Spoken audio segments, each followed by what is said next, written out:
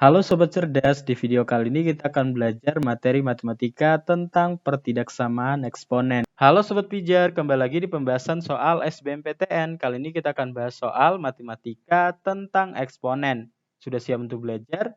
Yuk kita belajar bersama-sama.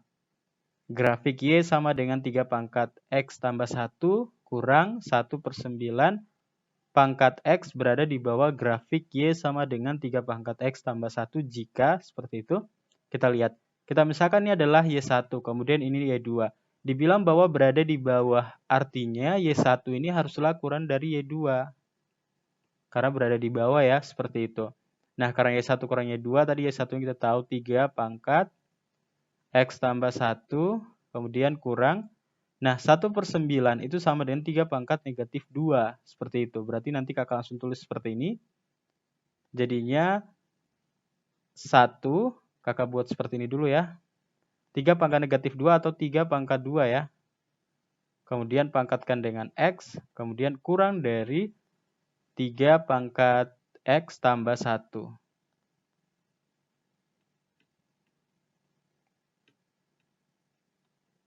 Nah, jadi seperti itu. Nah, langkah selanjutnya itu adalah nanti kita bisa buat seperti ini.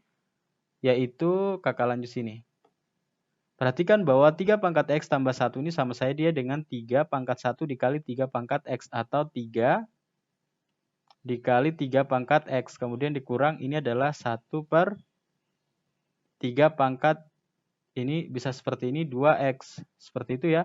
Kemudian kurang dari 3 pangkat X tambah 1.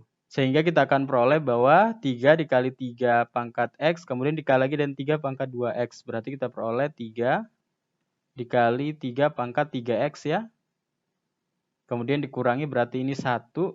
Nah selanjutnya ini nanti kurang dari.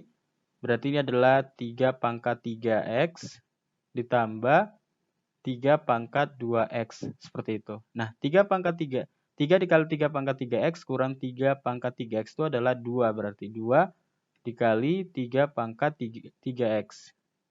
Kemudian kurang 3 pangkat 2X kurang 1 kurang dari 0. Seperti itu. Kita misalkan untuk Y-nya ya. Y ini sama dengan 3 pangkat X. Berarti nanti kita peroleh di sini 2. Kemudian Y pangkat 3. Selanjutnya kurang Y pangkat 2 kurang 1 kurang dari 0. Kemudian ini nanti kita bisa faktorkan. Kita peroleh hasil pemfaktorannya adalah Y kurang 1 dikali 2Y kuadrat tambah Y tambah 1. Nah ini kurang dari 0. Seperti itu. Nah perhatikan bahwa untuk yang ini ya. Yaitu 2Y kuadrat tambah Y kemudian tambah 1. Jika kita menentukan diskriminannya dari yang ini, kita tentukan diskriminan ya. Berarti diskriminannya kan nanti koefisien dari Y-nya dikuadratkan, berarti 1 kuadrat, kemudian dikurang dengan 4 dikali koefisien dari Y kuadratnya 2 dikali konstantanya 1. Berarti nanti 1 kurang 8. Ini adalah negatif 8. Perhatikan bahwa kita peroleh ternyata diskriminannya itu negatif. Perhatikan dalam fungsi kuadrat, jika diskriminannya negatif, berarti dia merupakan definite positif atau kurvanya itu berada di atas sumbu dari Y, seperti itu, sumbu dari X seperti itu. Nah, karena dia berada di atas sumbu dari X, berarti untuk yang ini selalu definite positif ya. Nah, ini tadi dia definite positif. Definite positif. Nah, perhatikan. Ini positif, berarti untuk yang ini, agar dia hasilnya negatif, maka dia haruslah negatif. Jadi Y kurang 1 ini haruslah negatif, seperti itu.